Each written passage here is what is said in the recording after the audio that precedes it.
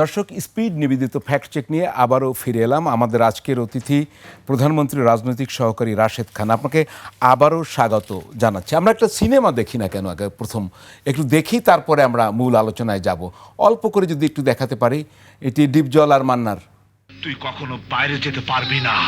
এই নোটক নোটক, বেশি কইস না। ছাগলের খোয়ারের মধ্যে সিংহ বৈশা মশার কামড় খায় না। বিল্লাল মিশরি লোহার কালাই চিপাইয়া চেপটা বানায়। তরে যে আমি এমন চেপটা বানামু যা দেখা ডেউটিন কোম্পানি প্রোডাকশন ছাইড়া দেব। ওকে, আমরা বুঝতে পেরেছি। আমরা একটু টক শো দেখতে চাই, রাশেদ বনাম তুষার, একটু দেখাই। চরম বেয়াদব ছেলে, আপনার কাছে আমার সম্মান।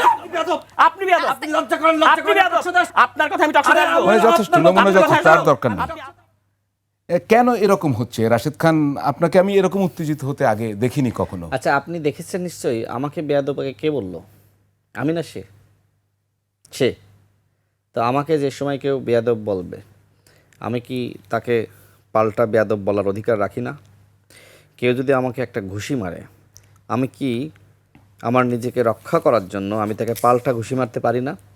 এখন আমি বিএনপি করি, এটা আমার অপরাধ যে বিএনপি ক্ষমতায় আছে, এই জন্য আমাকে মাথা ঠান্ডা রাখতে হবে। আর যারা অপোজিশনে আছে তারা 1 মিনিটে 5 মিনিটে প্রতিদিন সরকারের পতন ঘটিয়ে দিবে। এই যে কর্নেল অলি আহমেদ, তিনি কি বললেন? জামাতের আমির ডাক্তার শফিকুর রহমান এবং ছোট ছেলে নাহিদ ইসলাম, ঠিক ভাষা এরকম ছিল, এবং মাওলানা মামুনুল হক, এই 3 জন যদি ডাক্তার শফিকুর রহমানের নেতৃত্বে এক হয়ে রাজপথে নামে, তাহলে 7 দিনের মধ্যে বিএনপি সরকারের পতন হবে। এখন এর জবাবে আমি কর্নেল অলি আহমেদকে আমি চ্যালেঞ্জ করেছি যে আপনি যদি এই 3 জনের নেতৃত্বে বিএনপি সরকারের পতন ঘটাইতে পারেন, তাহলে আমি রাশেদ খান রাজনীতি ছেড়ে দিব। 1 সপ্তাহ গেল, 2 সপ্তাহ গেল, 3 সপ্তাহ গেল, রাষ্ট্রপতি নির্বাচন হলো, তিনি হেরে গেলেন।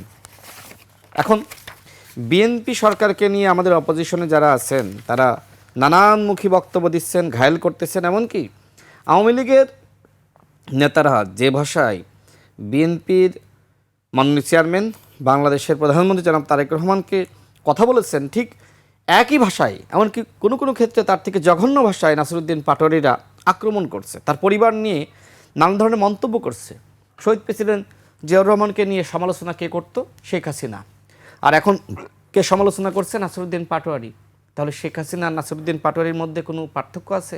আপনি আমাকে প্রশ্ন করেছিলেন যে কেন আমি বলেছি যে গাঁজা না খাইলে নাসিরউদ্দিন পাটোয়ারি হওয়া যায় না। আমি এই টকশো থেকে চ্যালেঞ্জ করছি, তার ডোপ টেস্ট করেন, নাসিরউদ্দিন পাটোয়ারি অবশ্যই গাঁজা খায়, এবং গাঁজা না খাইলে শহীদ প্রেসিডেন্ট জিয়াউর রহমানকে নিয়ে এইভাবে কথা বলা যায় না। এমনকি মাননীয় প্রধানমন্ত্রী তার সহধর্মিণী, তার কন্যাকে নিয়ে তিনি নানান ধরনের ব্যঙ্গাত্মকমূলক মন্তব্য করতেছেন। এখন রাশেদ খান যে সময় এগুলোর প্রতিবাদ করতেছে, তখন হয়ে যাচ্ছে রাশেদ খান তো উত্তেজিত হয়ে যায়, তার তো মাথা গরম হয়ে যায়।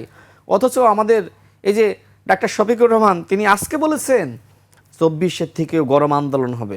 মানে জামাত ইসলাম বাংলাদেশের স্বাধীনতা চায়নি, জামাত ইসলাম বাংলাদেশের জন্মে বিশ্বাস করে না, কখনো কোনো আন্দোলনের নেতৃত্ব দেয়নি, কখনো কোনো অভ্যুত্থানের নেতৃত্ব দেয়নি, অধিকাংশ সময় গুপ্ত থেকেছে। হ্যাঁ, তাদের কর্মীরা কিছু অংশ নিয়েছিল। সেই জামাত ইসলামের নেতৃত্বে নাকি বাংলাদেশে গণ অভ্যুত্থান আরেকটি হবে, তার নাকি বিপ্লব হবে। দেখেন, আমার স্পষ্ট কথা, নাহিদ ইসলামদের গণ অভ্যুত্থানের ভূমিকা আছে, কিন্তু নাহিদ ইসলাম জামাতের সাথে জোট করার মধ্য দিয়ে তিনি বিপদগামী হয়েছেন। নাহিদ ইসলাম নিজেই বলেছিলেন এদেশের জনগণ জামাতের নেতৃত্বকে গ্রহণ করবে না। লজ্জা লাগে, গণ অভ্যুত্থানের এই নেতা তিনি জামাতের নেতৃত্বকে গ্রহণ করেছেন। আমার খালি একটি প্রশ্ন, জি, আপনি তো রাজনৈতিক সহকারী, আপনি বিভিন্ন দলের ভিতরে সমন্বয়, আন্তঃসম্পর্ক উন্নয়ন করবেন, তো এভাবে কি পারা যাবে? এটাই প্রশ্ন, আপনি কি এভাবে প্রতিবাদ করতে পারবেন? যারা আছে তারা কি এইভাবে রাষ্ট্রের পুনর্গঠন, রাষ্ট্রের সংস্কার এগুলো পারা যাবে? এখন আপনি কুকুর, আপনাকে তো মুগুর মারতে হবে, কিন্তু বাস্তবতা। অন্যথায় আপনি কি টিকতে পারবেন? যেখানে প্রতিনিয়ত আপনাকে ফেলিয়ে দিবে, আপনাকে ক্ষমতায় থাকতে দিবে না, তখন কি আপনি শান্তশিষ্টভাবে ক্ষমতা ছেড়ে দিবেন? এটা কি হয় নাকি? একটি নির্বাচিত সরকার, এই নির্বাচিত সরকারের বিরুদ্ধে যে কোনো ষড়যন্ত্রকে মোকাবেলা করা আমার দায়িত্ব। কারণ এই সরকারকে জনগণ ভোট দিয়ে ক্ষমতায় এনেছে। এটা তো আসলে মানে আওয়ামী লীগ সরকার না যে ভোট ছাড়াই ক্ষমতায় এসেছে। সুতরাং একটি নির্বাচিত সরকারকে যে সময় 1 মিনিটের মধ্যে আপনি অধঃপতন ঘটাইতে চাইবেন, হুমকি ধামকি দিবেন, আপনি সচিবালয়ে মাফ করবেন? জামাতের আমির কি সচিবালয়ে মাফ করতে পারে? বলেন, নাহিদ ইসলাম কি সচিবালয়ে মাফ করতে পারে? তারা যখন এই কথাগুলো বলছেন, এই কাজগুলো করছেন, তখন আমাকে তাদের কথাগুলোর উত্তর দিতে হচ্ছে, শুধুমাত্র কাউন্টার দিচ্ছে, আর তো কিছু না।